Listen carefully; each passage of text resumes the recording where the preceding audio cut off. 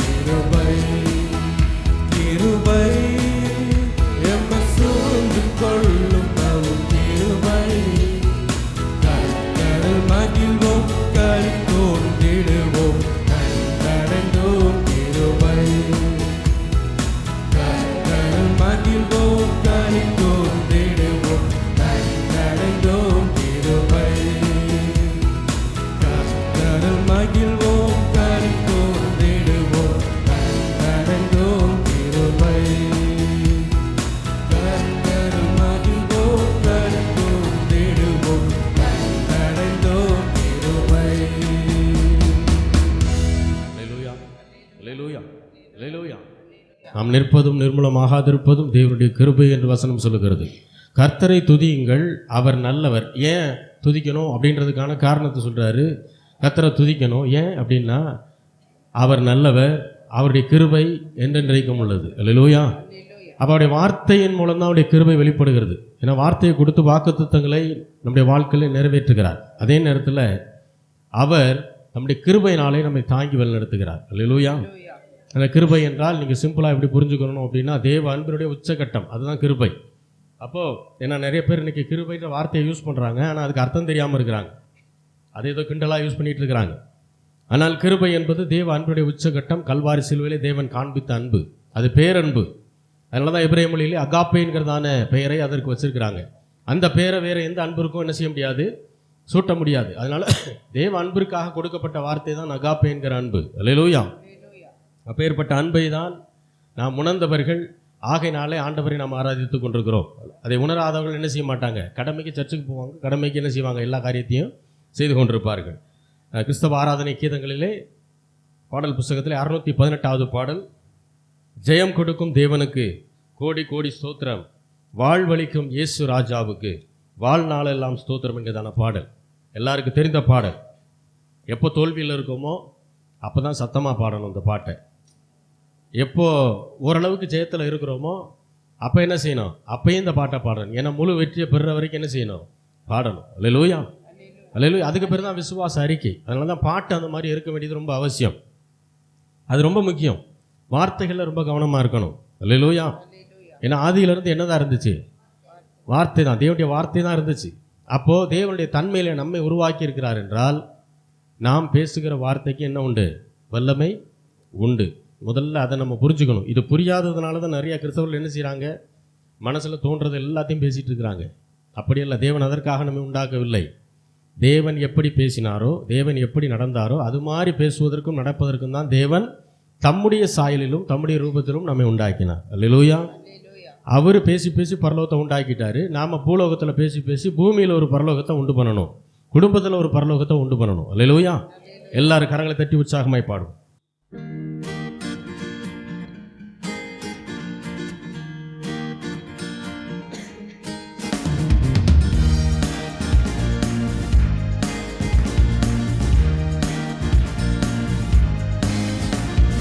ஜெயம் கொடுக்கும் தேவனுக்கு கோடி கோடி ஸ்தோத்திரம், வாழ்வளிக்கும் இயேசு ராஜாவுக்கு வாழ்நாளெல்லாம் ஸ்தோத்திரம். ஜெயம் கொடுக்கும் கோடி கோடி ஸ்தோத்திரம், வாழ்வளிக்கும் இயேசு ராஜாவுக்கு வாழ்நாளெல்லாம் ஸ்தோத்திரம். ஜெயம் கொடுக்கும் தேவனுக்கு கோடி கோடி ஸ்தோத்திரம், வாழ்வளிக்கும் இயேசு ராஜாவுக்கு வாழ்நாளெல்லாம் ஸ்தோத்திரம். ஜெயம் கொடுக்கும் தேவனுக்கு கோடி கோடி ஸ்தோத்திரம், வாழ்வளிக்கும் இயேசு ராஜாவுக்கு வாழ்நாளெல்லாம் ஸ்தோத்திரம். அல்லேலூயா, அல்லேலூயா பாடுவே, ஆனந்த துணியால் உயர்த்துவேன்.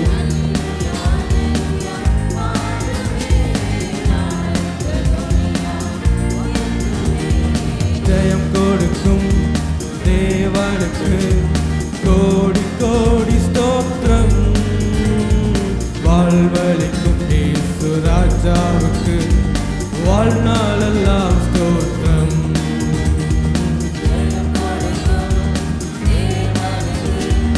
கோடி கோடி ஸ்தோத்திரம், வாழ்வளிக்கும் இயேசு ராஜாவுக்கு வாழ்நாள்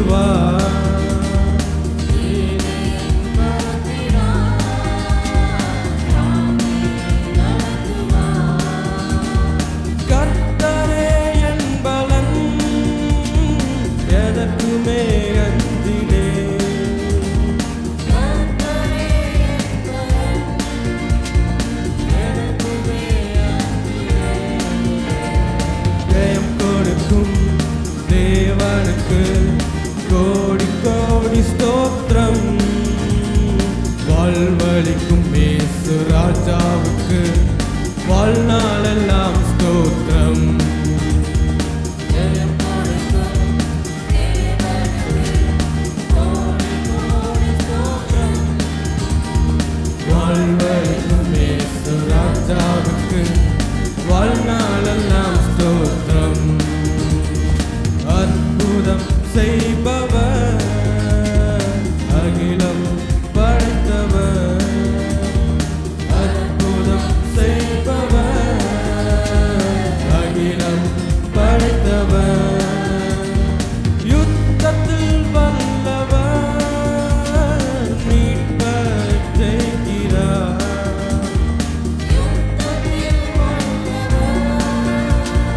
மீட்பர் ஜெயிக்கிறார். ஜெயம் கொடுக்கும் தேவனுக்கு கோடி கோடி ஸ்தோத்திரம். வாழ்வழிக்கும் இயேசு ராஜாவுக்கு வாழ்நாளெல்லாம் ஸ்தோத்திரம்.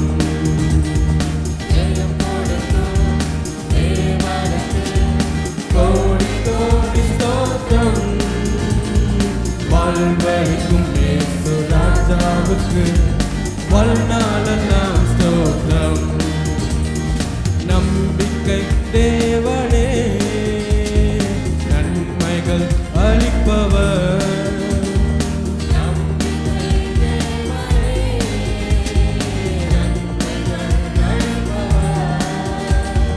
வார்த்தையை அனுப்பியே மகிமைப்படுத்துவார்.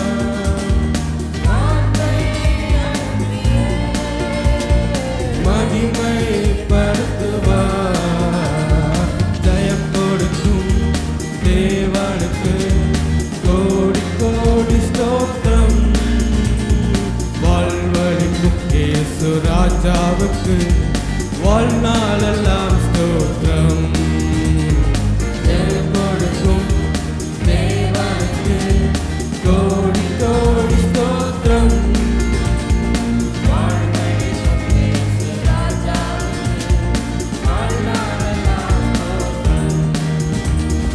உண்மை தேவனே, உருக்கம் நிறைந்தவர்,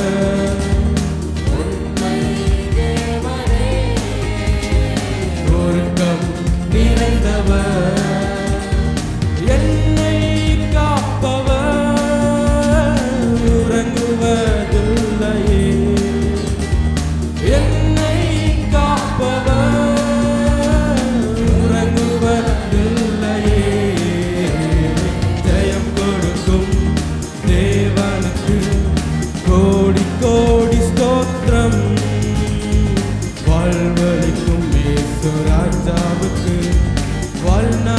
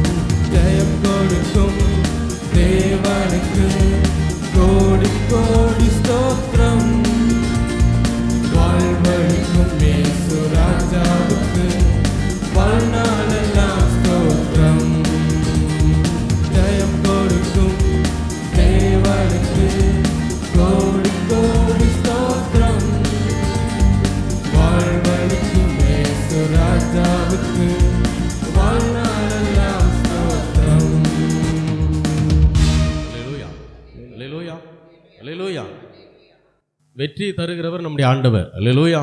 கல்வாரி சிலுவையிலே அவர் ஏற்கனவே சம்பாதித்து வைத்த ஒன்றைத்தான் நாம் சுதந்திரிப்பதற்காக இன்றைக்கும் என்ன செய்கிறோம்? விசுவாசத்தின் மூலம் அதை எடுத்துக்கொள்கிறோம். ஆண்டவர் கல்வாரி சிலுவையில் என்ன சம்பாதித்தார் அப்படின்னா, நல்ல வாழ்க்கை, வெற்றி, தெய்வீக சுகம், ஐஸ்வர்யம். இந்த 4ம் சேர்ந்ததுக்கு பேர் தான் ஆசீர்வாதம். நிறைய பேர் குற்றச்சாட்டு சொல்கிறது என்னென்னா, எப்போ பார்த்தாலும் ஆசீர்வாதம் ஆசீர்வாதம்னே சொல்கிறாங்க. அவங்களுக்கு ஒன்று புரியலை, ஆசீர்வாதம்னா என்னன்னு புரியலை. அவங்க நினச்சிக்கிட்டு இருக்காங்க வெறும் பணம்னு. ஆசீர்வாதம்னா வெறும் பணம், தங்கம் அப்படின்னு நினச்சிக்கிட்டு இருக்காங்க. அது ஆசீர்வாதத்தில் ஒரு பகுதி தான். ஐஸ்வர்யம் ஆசீர்வாதத்தில் ஒரு பகுதி. ஐஸ்வர்யம் வேறு, ஆசீர்வாதம் வேறு. அல்லேலூயா, அல்லேலூயா. நல்ல வாழ்க்கை வேணுமா, அதுக்கு பேர் ஆசீர்வாதம். வெற்றியுள்ள வாழ்க்கையாக இருக்கணுமா, அதுக்கு பேர் ஆசீர்வாதம். தெய்வீக சுகத்தோடு வாழணுமா, அதுக்கு பேர் ஆசீர்வாதம். ஆசீர்வாதத்திற்கு விரோதமான எண்ணங்களை வைத்துக்கொண்டு ஒரு நாளும் தெய்வீக சுகத்தை நீங்கள் பெறவே முடியாது. அல்லேலூயா. ஆசீர்வாதத்துக்கு விரோதமான எண்ணத்தை வைத்துக்கொண்டு ஒரு நாளும் நீங்கள் ஐஸ்வர்யமாய் வாழவே முடியாது. அதை கரெக்டாக தெரிஞ்சுக்கணும். அல்லேலூயா. ஜெயத்தை கொடுக்குற ஆண்டவர் நம்ம கூட இருக்கிறார். அதனால தான் எந்த பிரச்சனை வந்தாலும் ஒரு ஊழியக்காரர் சொல்கிறாரு, மனுஷனுக்கு வந்து ஆக்சுவலாக பார்த்தீங்கன்னா எந்த பிரச்சனையும் கிடையாதான். அவர் சொல்கிறார், ஆச்சரியமாக இருக்குது, என்னது இப்படி சொல்கிறாரு, நமக்கு ஏகப்பட்ட பிரச்சனை இருக்குதே நம்ம நினைக்கும் போது அவர் சொல்கிறாரு, அவனுக்கு தேவை விசுவாசம் மட்டும்தான். அல்லேலூயா. ஆண்டவர் மீதான சரியான விசுவாசம் எந்த பிரச்சனைகளையும் மேற்கொள்ள வைக்கும். அல்லேலூயா. கடல் மீதே நடக்க வைக்கிறார். இதுக்கு மேலே என்ன வேணும்? இதுக்கு மேலே பெரிய அற்புதத்தை அவர் செஞ்சு காட்டணுமா, என்னால் எல்லாம் முடியும்னு சொல்லி. அல்லேலூயா. அவருடைய வசனத்தை படிக்கணும், அதை சரியாக புரிந்து கொள்ளணும், அதன் மீது விசுவாசத்தை வைக்கணும், வெற்றியை நாம் ஈஸியாக பெற முடியும். அல்லேலூயா. நிறைய பேர் வெற்றியை சுதந்திரிக்காமல் இருப்பதுக்கு காரணம் உள்ளத்தில் விசுவாசம் இல்லை. அவிசுவாசமாக ஜெபம் பண்ணுறாங்க. அவிசுவாசமாக ஜெபம் பண்ணுறதை காட்டில் விசுவாசமாக தூங்குறது நல்லது. அல்லேலூயா, அல்லேலூயா. ஏன்னா எப்போ பார்த்தாலும் ஜெபம் ஜெபம்னு சொல்லிட்டு உள்ளத்தில் விசுவாசம் இல்லாமல் போயிடுது. ஜெபிக்கிறது நல்லது, ஆனால் விசுவாசம் இல்லாத ஜெபம் ஒன்றுத்துக்கு பிரயோஜனம் இல்லை. பிணியாளியை ரசிக்கணும்னா, பிணியாளியை விடுதலை ஆக்கணும்னா கண்டிப்பாக விசுவாசமுள்ள ஜெபம் தான் என்ன செய்யும், அதை கொண்டு வரும். அல்லேலூயா. அப்போ ஐஸ்வர்யம் வேணும்னா விசுவாசமுள்ள ஜெபம் தான் கொண்டு வரும். தெய்வீக சுகம் வேணும்னா விசுவாசமுள்ள ஜெபம் தான் கொண்டு வரும். அல்லேலூயா. அப்போ கிறிஸ்தவர்கள் ஆவிக்குரிய கிறிஸ்தவர்கள் என்று சொல்லப்படுகிற நாம் ஆண்டவரை நாம் என்ன செய்யணும்? விசுவாசிக்கணும். அல்லேலூயா. விசுவாசத்தினால தான் நீதிமான் பிழைக்க முடியும். அல்லேலூயா, அல்லேலூயா, அல்லேலூயா. நாம் தொடர்ந்து பாடலாம். பாட்டு புஸ்தகத்திலே 511வது பாடல், அப்பா நான் உம்மை பார்க்கிறேன், அன்பே நான் உம்மை துதிக்கிறேன் என்கிறதான பாடல். எல்லாருக்கு தெரிந்த பாடல். எல்லாரும் தேவன் நமக்கு செய்த நன்மைகளை நினைத்தவர்களாய் இந்த பாடலை நன்றி பெருக்கோடு ஆண்டவருக்கு நன்றி சொல்லும் விதமாக நாம் இந்த பாடலை பாடுவோம்.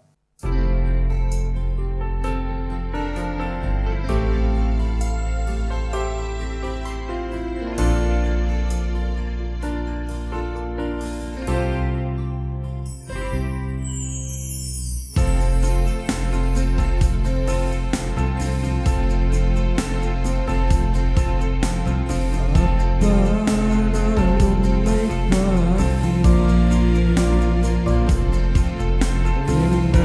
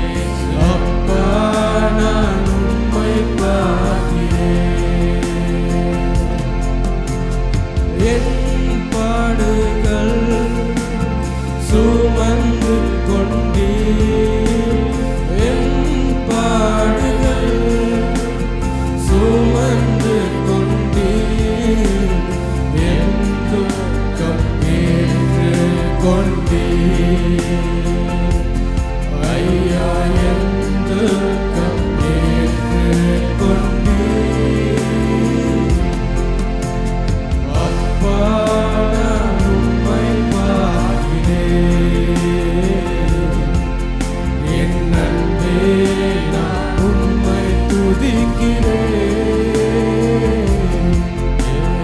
அப்பா, நான் உம்மை பார்க்கிறேன். என் அன்பே,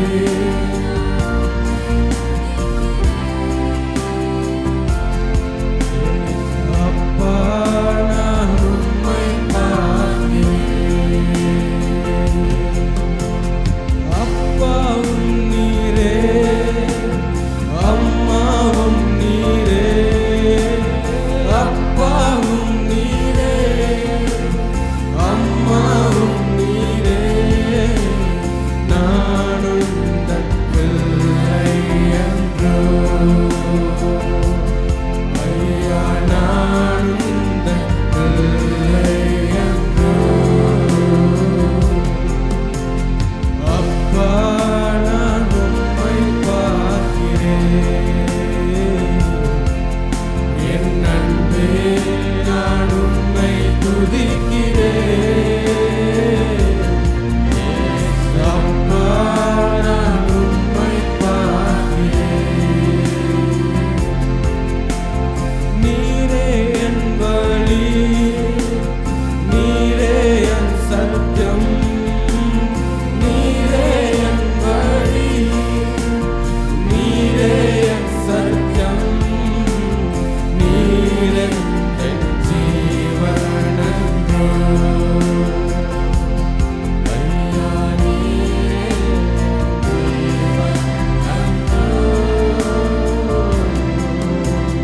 நல்ல மேய்ப்பன் நீர்தானே, நல்ல மேய்ப்பன் நீர்தானே, நானும் உந்தன் ஆட்டுக்குட்டி. ஐயா, நானும் உந்தன் ஆட்டுக்குட்டி. ஜீவநீருற்று நீர்தானே, ஜீவநீருற்று நீர்தானே, உந்தன் மேல் தாகம் கொண்டேன். ஐயா, உந்தன் மேல் தாகம் கொண்டேன். என் பாடுகள் சுமந்து கொண்டீர். என் பாடுகள் சுமந்து கொண்டீர். என் துக்கம் ஏற்று கொண்டீர். ஐயா, என் துக்கம் ஏற்று கொண்டீர். அப்பா, நான் உம்மை பார்க்கிறேன்.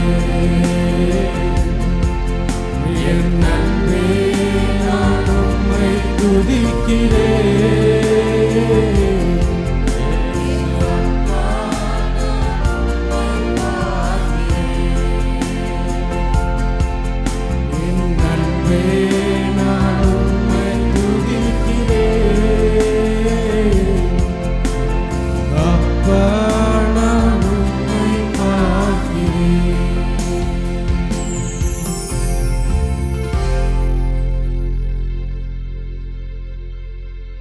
உங்களை நேசிக்கிற நல்ல தகப்பனே, ஆண்டவராகிய இயேசு கிறிஸ்துவின் நாமத்தில் மட்டும் வருகிறோம் பிதாவே. தேவரீர், நீர் பாராட்டின கிருபைகளுக்காக, நீர் இதுவரை செய்த நன்மைகளுக்காக நமக்கு நன்றி செலுத்துகிறோம். ஆண்டவரே, இம்மட்டும் எங்களோடு கூட இருக்கிற தேவன், இனிமேலும் வழிநடத்த போதுமானதுக்கு அதிகமான தேவனாக இருக்கிறபடியால் நமக்கு நன்றி செலுத்துகிறோம். 2024 வருடத்தை கரத்தில் ஒப்படைக்கிறோம்.